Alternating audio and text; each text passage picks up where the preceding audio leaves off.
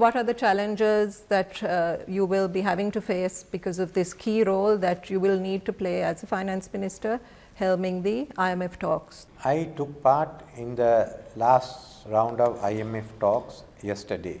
The proposals they made were acceptable to me in principle. One issue was that the IMF wanted us to have a the primary budget should have a surplus of 2% by 2025. I felt, looking at the present situation, that 2023 globally will not be a good year for the economic development, that we had only 2024. I suggested that it should be somewhere from break even to about a surplus of 1%. So look in that range. I think that was the main issue that was there to be discussed.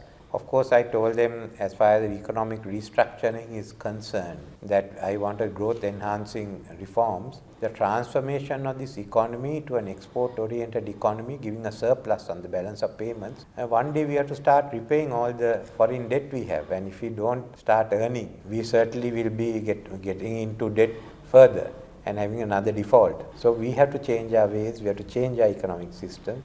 Now you've talked about a budget also coming up. What's this IMF program needing to bring in tax hikes? There will be tax hikes, we will bring it back.